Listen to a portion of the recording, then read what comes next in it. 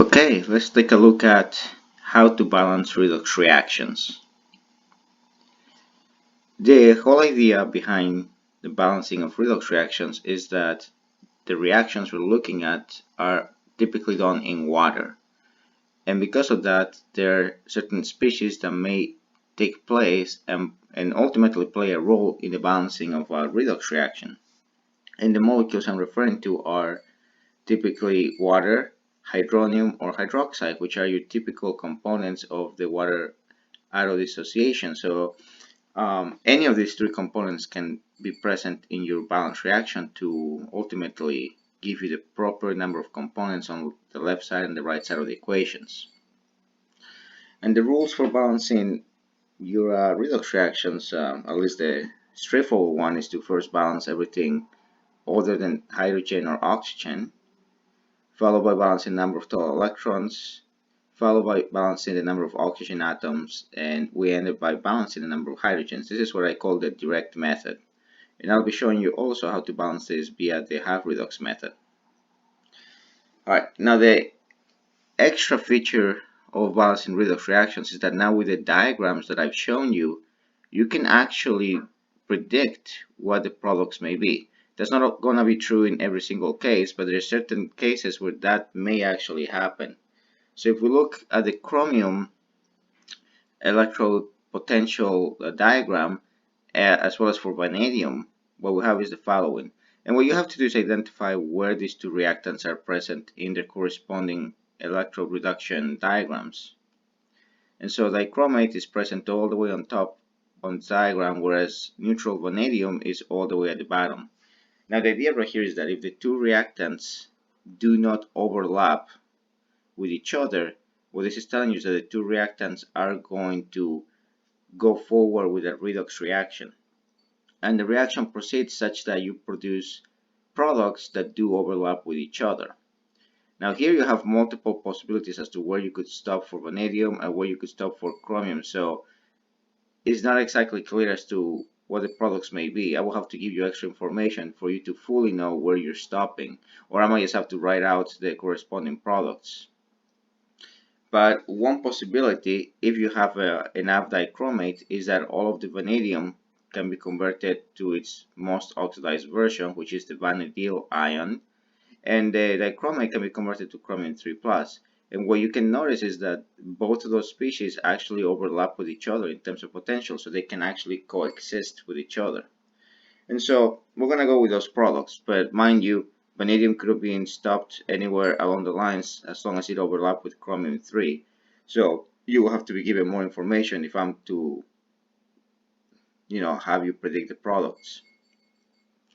Alright, so we're going to pick those two, and we're going to first balance this via the direct method. So we first balance anything that doesn't correspond to oxygen or hydrogen, which means we have to balance the chromiums and the vanadiums.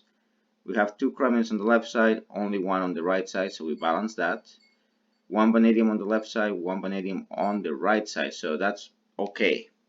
So what we do now is we balance the total number of electrons, and with the direct method, what you have to do is figure out the charges of all the species, especially the ones that are not oxygen. So for dichromate, what you do is you say, okay, each of the oxygens bears a 2 minus charge. Chromium, we don't know exactly what the charge is, but we know that the entire dichromate has a charge of 2 minus.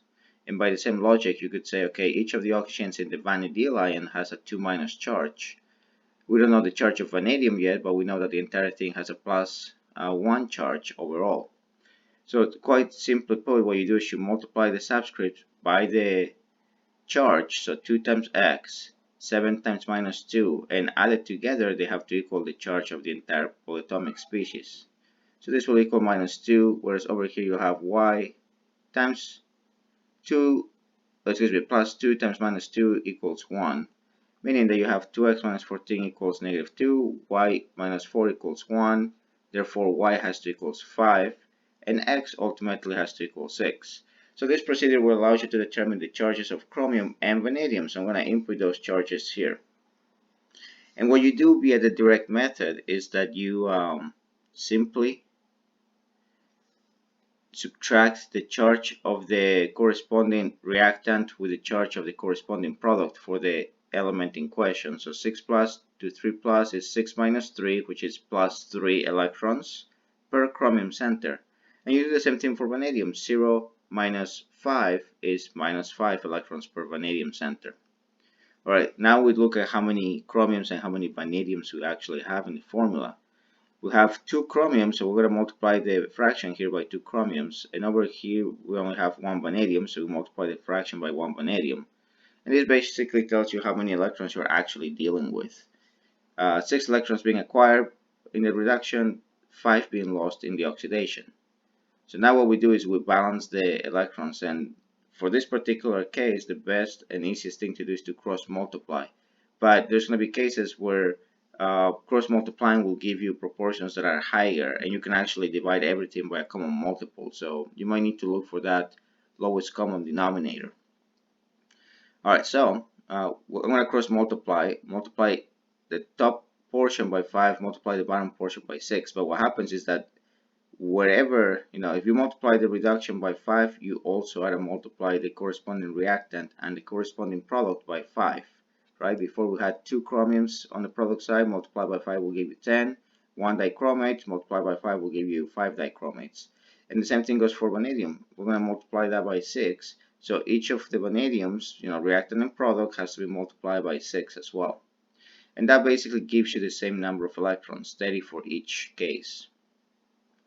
Alright, so now I'm gonna rewrite this so that I don't include the individual charges. And what we're gonna do now is move on to balance the number of oxygens, and we balance them by using waters. So on the left side of the equation we have 5 times 7 or 35 oxygens. And on the right side we have 6 times 12 or 12 oxygens. So that means that we are short 23 oxygens on the product side. So we're gonna make up that difference by adding 23 waters, right? In other words, whatever amount of oxygen you're missing, you make up with waters. And then what that means is that you're dealing with 46 protons on the right side of the equation. You have none on the left side, so you have to add 46 hydrogens. And you're going to add them specifically as H pluses, right? Not H's, not waters, but H pluses. And now the last thing is to kind of check to make sure that your reaction is balanced. So to do that, you check the overall charges. You have 46 protons, so that's a plus 46 overall charge. You have 5 dichromates, which gives you a negative 10 overall charge. 46 minus 10 is 36. And over here you have 10 chromium 3 pluses, which is an overall charge of plus 30. 6 vanadials, which is an overall charge of plus 6, so far that's 36. And then water is neutral, so guess what? You have an overall charge of 36 on both sides. That means that the reaction has indeed been balanced correctly. Now, that's if you want it to be in acidic solution, and we know this is acidic solution because of the presence of H+. But if you're asked to balance this in basic solution, then you have to add the same number of hydroxides to both sides of the equation as you do have H pluses. And H plus hydroxide is your typical neutralization reaction, so this turns into 46 waters on the left side of the equation. And now what ends up happening is that you have waters on both sides, so you just need to subtract the least amount from both, which is 23. So 23 subtracted from both sides will give you ultimately 23 waters on the left side and no waters on the right side. But the key idea is that now you're going to have hydroxide on the product side in this equation, and the presence of hydroxide tells you that this is balanced in basic solution. Alright, now we're going to do the same thing, but we're going to use the half-redox method to balance the reaction. And for the half-redox method, the first thing you do is you split up the reaction into 2 halves. So you're going to have one half being the chromium reaction, the other half being the vanadium reaction. So you basically split them up from each other, but you keep reactants on the reactant side and products on the product side. And the difference with the half-redox method is that you don't actually look at the individual charges to figure out the electrons. You actually go ahead and start balancing the atoms themselves. You start first by balancing the non-oxygen, non-hydrogen atoms. You have 2 chromiums on the left side. You need to have 2 chromiums on the right side. And then what you do is you move on to balancing the oxygens. Okay, so you don't even look at the electrons. You move on to balancing the oxygens. You have 7 on the left side of the first equation, none on the right side, so you're going to add 7 waters for the first one. And on the second reaction, you had 2 oxygens on the right side, none on the left side, so you're adding 2 waters to balance the oxygens. Next, we balance the hydrogens. We are dealing with 14 hydrogens for the first equation on the right side, none on the left side. 4 hydrogens on the left side of the equation, none on the right side, so we add that amount of hydrogens in terms of H pluses. Okay, and now what happens is that we determine how many electrons we are dealing with by looking at the overall charges. Okay, so I'm going to make some space here so you can see what's happening. But we have one dichromate with a charge of 2 minus, that's an overall charge of 2 minus. We have 14 protons with an overall charge of plus 14, so plus 14 minus 2 is actually 12. And over here we have 2 chromium 3 pluses with an overall charge of 6. Water has no charge, so we don't worry about that. On the bottom reaction, both of the reactants are neutral, so there is no charge there. On the product side, you have one vanadiol with a plus 1 charge, that's a plus 1, and 4 protons with an overall charge of plus 4, so that's an overall charge of plus 5. So what you do now is you look at the difference. The discrepancy between 12 and 6, if you subtract them, is going to be 6 electrons that you're missing. And the discrepancy here, 0 and 5, is 5 electrons that you're missing. All you have to do is place the electrons on the side that has the highest charge. The highest charge between 12 and 6 is 12, so that's where you place the 6 electrons. The highest charge between 0 and 5 is 5, so that's where you place the 5 electrons, which is the difference between these two numbers. Alright, now that we have the number of electrons, we have to balance the electrons. And what that means is that we're going to have to cross multiply the equations. And I mean the entire equation, really. So we're going to have to multiply the top equation by 5, and we're going to have to multiply the bottom equation by 6. So when we do that, we distribute the 5, we're going to have 5 dichromates, and then 14 times 5 will be 90, I believe, actually 70. It's going to end up being 70. We'll have 30 electrons, we'll have 10 chromium 3 pluses, and we'll have 35 waters, right? So the numbers, unfortunately, for the half-redox reaction look kind of funky. They're going to be kind of large in some cases. And that's true for both of the half equations. So whereas the half-redox reactions seem to shine in the sense that you don't need to look at the individual charges to figure out how many electrons you are dealing with, which is what you definitely need to do in the direct method. The thing about the half-redox reactions that sometimes are a little tricky and a little bit, this is the double-edged sword about them, is that you're going to end up dealing with big numbers that you have to like subtract from each other. In fact, when you balance the electrons by multiplying the entire equations with the corresponding numbers, you have to add them up together, bring them, and turn them into one single equation. So when you add them together, the electrons, of course, are going to cancel out. Then you have to look at your protons. You have 70 protons on the left side, you have 24 protons on the right side, so you're going to have to subtract 24 from both, which means that you will be dealing with 46 left over. The water, same thing, you have to subtract 12 from both, which means that you end up with 23 at the end.